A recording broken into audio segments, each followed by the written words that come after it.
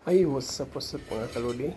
Maglalagay tayo ng tangke ng tubig sa dito sa biyahero.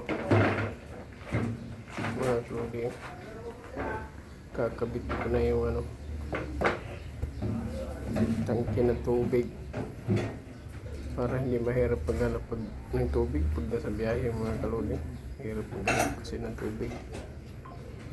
Kaya yan ang naisip kong paraan. Lagyan ng tubig para may tubig pagka kailangan sa daan. Yan mga kalodi. Kakabit ko na sa bracket. Naka-bracket to mga kalodi para lang din ang tangke ng diesel. May bracket. Yan ang mga kalodi. Nakabit ko ng mga kalodi. Tingnan niyo mga kalodi yung pagkasitap ko mga kalodi. Okay kayo. Yan ang mga kalodi. Yan na yung posisyon niya. Thank you for watching mga kalodi. Rails na naman ito. Okay, babo.